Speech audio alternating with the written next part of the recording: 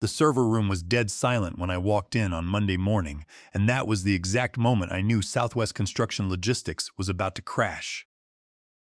For 12 years, that room had been my second home, the place where I kept the financial heartbeat of 12,000 construction workers across 4 states pumping. My name is Arthur Vance. I am 54 years old, and as the senior database architect, I run the payroll backend. If MySQL servers stop humming, 12,000 guys from Texas to Colorado don't get paid.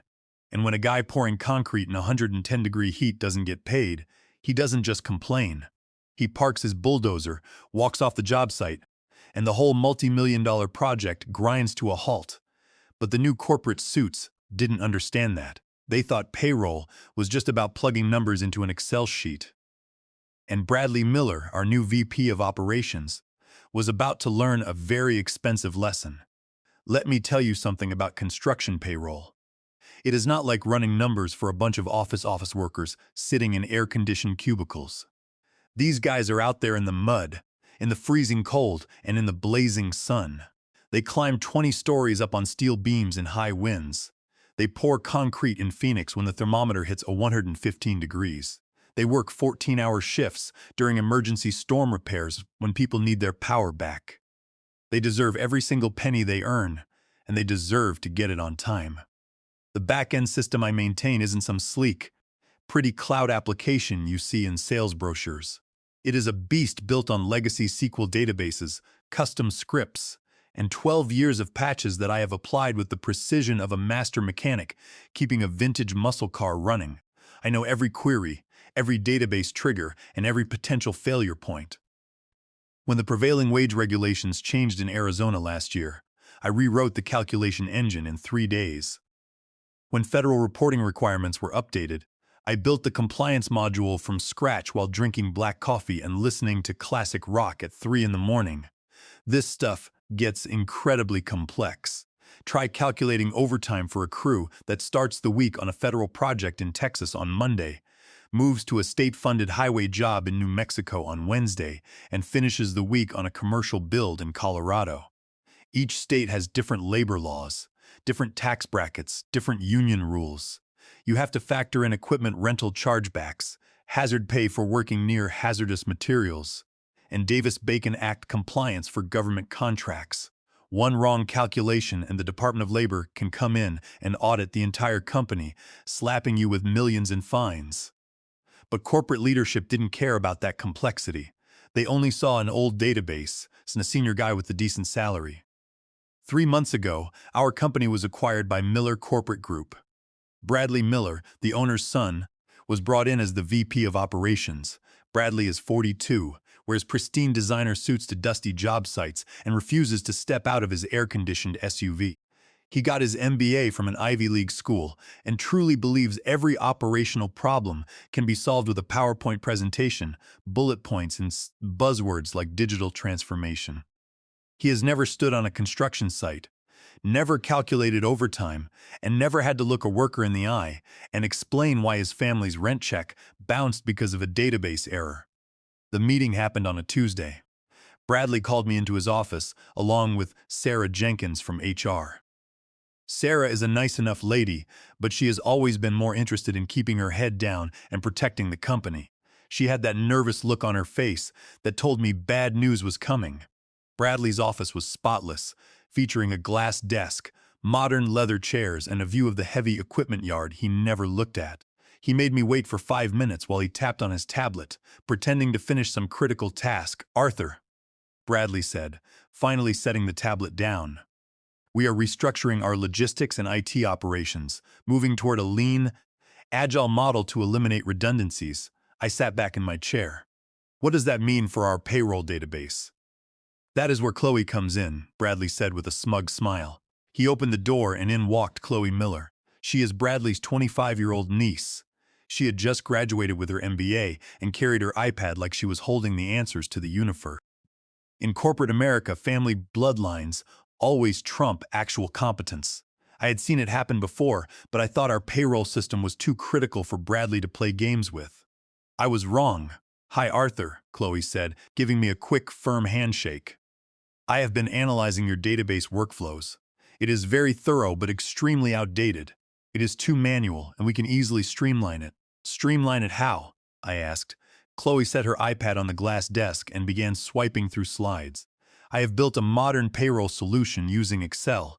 It is fully cloud-shared, intuitive, and handles all the calculations you are currently doing with those SQL databases. I stared at her. Excel? You want to run payroll for 12 zeros and construction workers across 4 states with a spreadsheet? It is not just a spreadsheet, Chloe replied, her tone sharpening. It uses complex pivot tables, conditional formatting, and customized macros. It is essentially a database, but much more user-friendly.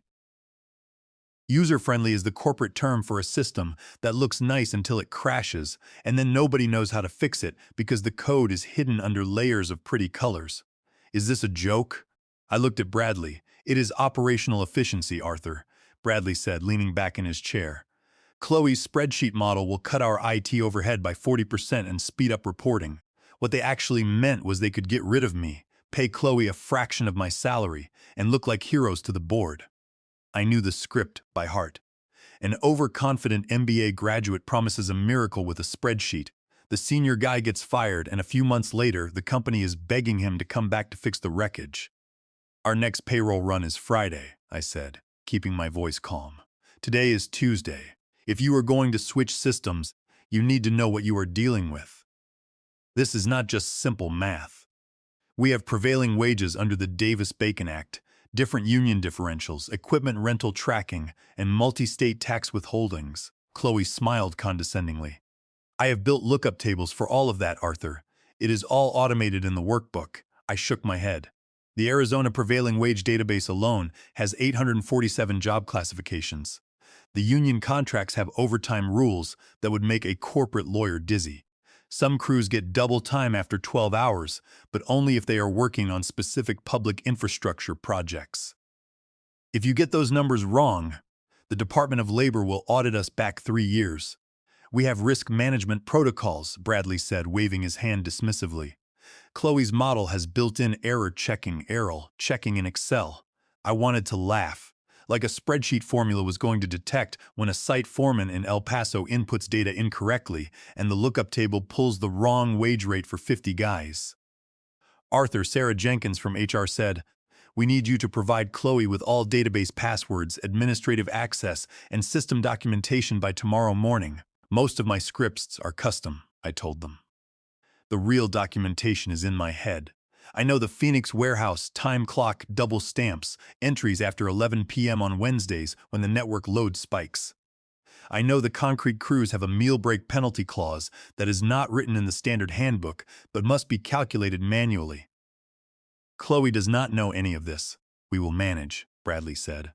Your last day will be Friday. After the payroll run, Sarah will have your severance package ready by then. I stood up. I looked at Chloe, one piece of advice.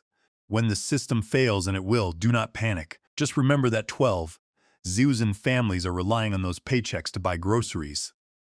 That might help you focus. She did not even look up from her iPad. She thought they were just numbers on a screen. I walked out of the office knowing that sometimes the only way people learn is by touching the hot stove themselves. The next 3 days were like watching a slow-motion train wreck. I spent Wednesday and Thursday doing exactly what they asked, creating user guides and writing step-by-step instructions. But you cannot write down 12 years of institutional knowledge.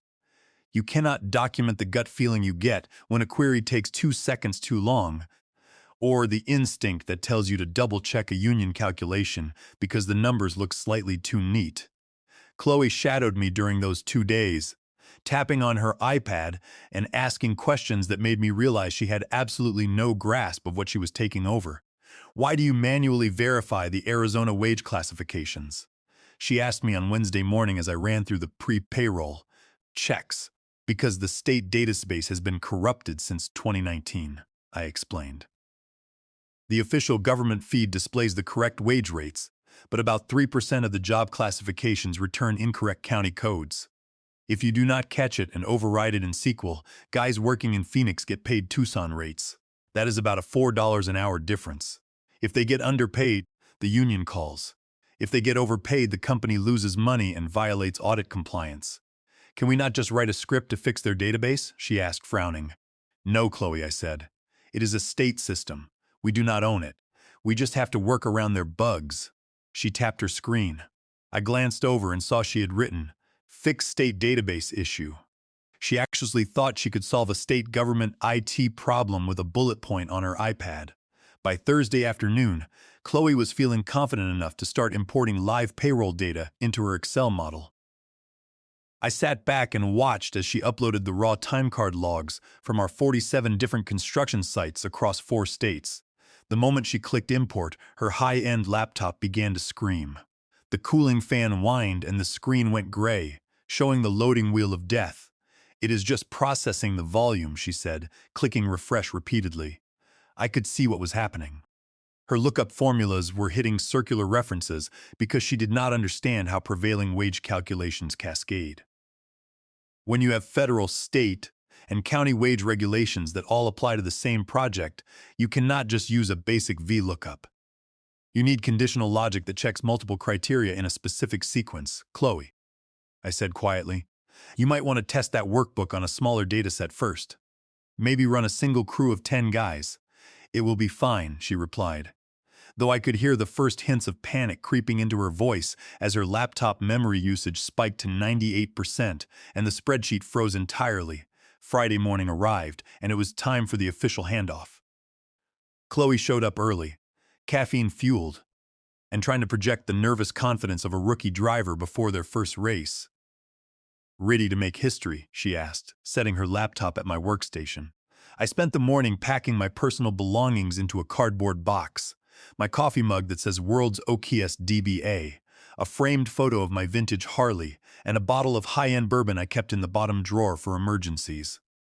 I looked at the bottle, then left it on the desk. Something told me they would need it much more than I would. The bank cutoff for our direct deposits is exactly 12 p.m. I reminded her as I taped up my box. If the file is not uploaded and approved by the bank by noon, 12,000 guys do not get paid until Monday. I know, Arthur, she said. Her eyes locked on her screen where Excel was grinding through data like a wood chipper trying to chew a telephone pole. I walked to the door, then stopped. Chloe, one last thing. When this spreadsheet goes sideways, and it will, do not try to fix it by running the import macro again. Each time you reprocess without clearing the staging tables, you will create duplicate entries in the system. Fix the database error first, then rerun. She was not listening. She was staring at a screen that was now displaying NA and value error codes in about 4,000 cells. Sarah Jenkins from HR met me at the lobby elevators. She led me to the security desk, where Dennis Gable, our head of building security, was waiting. Dennis is a solid guy, a 50-year-old ex-Marine who knows what it means to keep a secure perimeter. Sorry to see you go, Arthur, Dennis said as he handed me my security badge release forms. This whole thing feels wrong. It is just corporate logistics, Dennis, I said, signing the paperwork. Bad logistics, but that is their problem now. I walked out to the parking lot, tossed my box into the passenger seat of my pickup truck, and drove away. I rolled the windows down, tuned the radio to a classic rock station playing Creedence, and took a deep breath. For the first time in 12 years, I did not have to worry about Friday payroll. I should have been angry about being replaced by a 25-year-old with a spreadsheet, but mostly I felt like a spectator watching a slow-motion demolition. My phone started buzzing at exactly 10:30 a.m. It was a text from Jason Ortiz, one of our IT support techs inside the building. Arthur, Chloe's spreadsheet is outputting crazy numbers. My overtime log says I worked -14 hours last week. 10 minutes later, a text came from Hector Ruiz, a project foreman down in El Paso. Arthur, my guys are looking at the digital employee portal. The pay stub preview says I am making $847 an hour as a concrete finisher. I mean, I love my job, but something is broken. By 11 p.m., my phone was ringing and vibrating constantly. Workers from all over our territory were seeing their electronic pay stub previews, and the numbers were pure chaos. Employee identification numbers had been mapped to Social Security columns. Social Security numbers were being treated as hourly pay rates. Crane operators were showing up as junior office clerks, and general laborers were listed as executive VPs. The best message was a screenshot from Hector Ruiz showing a concrete mixer's pay stub. The guy's pay stub showed he had worked 2,847 hours in a single week, and his net pay was calculated at $12,000. I knew exactly what Chloe had done. During her data import, she had misaligned the CSV headers. Excel was multiplying Social Security digits by overtime rates, but the real storm was still on the horizon. The scrambled pay stubs were just the warnings. The real devastation would occur at 12:00 p.m. when the bank's automated systems tried to process the electronic transfer file. At 11:45 a.m., my phone rang. The caller ID showed Sarah Jenkins from HR. I let it ring 3 times before answering. "Arthur," Sarah said, her voice tight with panic. "We have a problem. The bank is questioning the payroll upload file." I leaned back on my couch. "Is that so? What seems to be the issue?" "According to Chloe's Excel model, we owe the federal government $2.3 million in tax withholdings for this week alone. But we only collected $180,000 from the employee paychecks. The numbers do not match up, and the bank is flagging some extreme anomalies. They want to know why we are trying to direct deposit $47,000 to a concrete mixer in Albuquerque while simultaneously deducting $23,000 from a crane operator's paycheck in Denver." I took a slow sip of my coffee. "I warned you guys. Construction payroll has nested dependencies. Did Chloe rerun the import script without clearing the staging tables first?" "Yes, how did you know?" Sarah gasped. "Because I spent 12 years building the databases she just tried to bypass," I said. "Chloe's formulas are picking up duplicate records and multiplying tax rates exponentially." "What do we do?" Sarah asked. "Bradley is in a board meeting with his father all morning, and Chloe says she can fix the macros in 10 minutes. "Sarah," I said, keeping my voice cold and professional, "you need to tell Bradley to cancel his meetings. Under the Fair Labor Standards Act, 29 U.S.C., Section 201, failing to pay employees on their scheduled pay day makes the company immediately liable for liquidated damages, which means double the unpaid wages. On top of that, our highway projects in Texas and Colorado are funded by federal grants. That means they are governed by the Davis-Bacon Act, 40 U.S.C. Section 3141. If you submit a fraudulent or inaccurate payroll file to the federal government, the Department of Labor can suspend our contracts immediately. You are looking at a federal audit and a complete freeze on operations." There was a long silence on the line. I could hear Sarah's rapid breathing.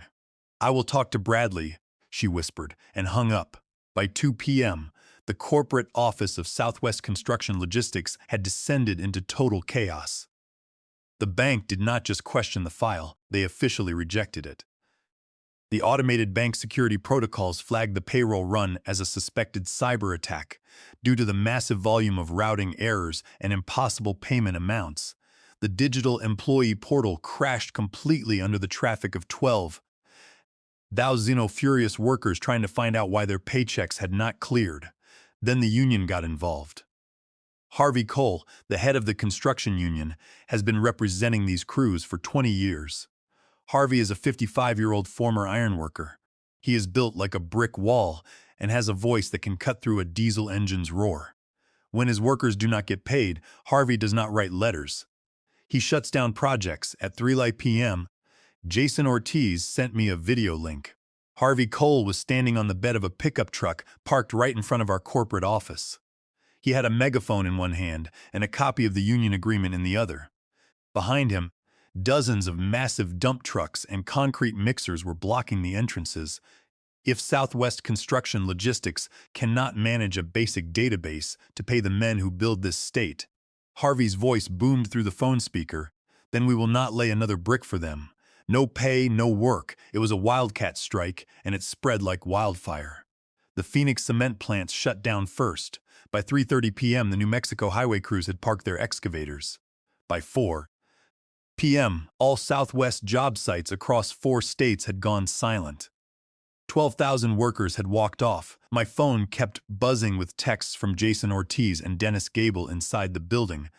"Chloe has locked herself in the main conference room," Jason texted. "She is crying and typing on her laptop. But every time she changes a formula, it triggers circular reference errors and recalculates the entire sheet, altering random cells." A few minutes later, Dennis Gable texted, Bradley Miller is in the IT room screaming at the network guys. He wanted them to restore a backup of the SQL database from Thursday morning. But IT told him that when Chloe tried to overwrite the tables, she bypassed the transaction logs and deleted the raw staging data. The SQL server has no records of this week's time cards. I had to laugh. Chloe had made the rookie mistake of deleting the raw staging files before confirming the bank upload. In her panic to rerun the spreadsheet, she had erased the only copy of the work hours for 12,000 men. I shut off my phone, went out to my garage, and spent the rest of the afternoon working on my Harley. Sometimes the best way to teach a lesson is to let the fire burn itself out. Tuesday morning, I was sitting on my porch, drinking coffee and watching the local news. The lead story was the ongoing payroll strike at Southwest Construction Logistics. They showed aerial footage of silent construction sites and idle excavators, followed by a clip of Bradley Miller looking sweatier than a man in a polyester suit should look. He was mumbling to a reporter about unforeseen technical glitches during a routine database optimization. My phone rang. The caller ID showed Bradley Miller. I took a slow sip of coffee, let it ring 5 times, and finally answered, "Morning." "Bradley," I said. "Saw you on the news. That was a nice spin about the database optimization." "Arthur." Bradley's voice sounded like he had been chewing broken glass. "We need to talk." "I am listening, Bradley. We have a situation. The state labor boards in Texas, New Mexico, and Arizona are launching formal investigations. The union is preparing a class action lawsuit for wage theft. The bank has frozen our primary operating accounts because the fraud detection system thinks we are money laundering. We are losing $1. $2 million a day with all job sites shut down." "Sounds like Chloe's spreadsheet is working wonders," I said. "Arthur, please," he said, the arrogance completely drained from his voice. "I need you to come back. Name your terms. We will hire you as a consultant." I was expecting this call. I had spent the weekend preparing my response, and I was not going to play nice. "Here are my terms, Bradley," I said. "First, I want a $15,000 signing bonus, cash up front, before I even log into the system. Second, my new contract will be double my previous salary." "Done," Bradley said instantly. "Third, I report directly to the CIO and the board of directors. I am done reporting to operations. You will have zero authority over my database architecture." "Fine, whatever," Bradley muttered. "And fourth, I want a signed, public statement posted on the main landing page of our company website. It must state that the recent payroll crisis was entirely caused by the premature implementation of an inadequate spreadsheet system, and that the senior database architect was wrongfully terminated for opposing it." There was a long silence on the line. I could hear him grinding his teeth. "Arthur, that is humiliating," Bradley said. "It will ruin my reputation with the board." "That is the point, Bradley," I replied. "And in case you are thinking of saying no, you should know that I have already drafted a formal letter to the board of directors and your father, the chairman. It outlines your direct breach of fiduciary duty. It details how you overrode security protocols, bypassed transaction logs, and handed control of our core financial database to an unqualified relative, resulting in multi-state labor violations and millions in operational losses. If you do not sign my contract and post that statement by noon today, that letter goes to the board. Your father might love you, Bradley, but the shareholders love their money more." Another long silence. I could hear his heavy breathing. "Okay," Bradley whispered. "The contract and the website statement will be ready when you arrive. Just fix the database." I drove to the office on Wednesday morning. The parking lot was still packed with union workers, but the moment they saw my truck, they started cheering and clapping. Harvey Cole walked over as I parked. "Arthur, tell me you are here to get my men paid," Harvey said. "Working on it, Harvey," I said, grabbing my toolbox. "Your guys will see their deposits by tomorrow morning." "What about our lost hours during the strike?" he asked, crossing his arms. "Double time for every hour lost," I said. "I already wrote it into the settlement agreement Bradley signed." Harvey smiled and slapped my back. "Good man, Arthur. Get to work." I walked into the building with my head held high. The server room felt like home. I sat down at my old terminal and began assessing the damage Chloe had left behind. It was an absolute graveyard. She had managed to lock the primary SQL database tables by forcing a circular import from her spreadsheet. She had corrupted the index files, and the database was registering 847,000 employees, all named error. The raw transaction logs for the entire week were gone, but what Chloe didn't know, because she never asked, was that 5 years ago I set up a secondary off-site backup system. It ran on an isolated physical server in our Phoenix warehouse, completely separate from the corporate network. It backed up the raw time card stamps every hour. I established a secure connection to the Phoenix server and began restoring the data. It took me 18 hours of continuous work. I rewrote the SQL queries, cleared the locked tables, and reconstructed the database structure.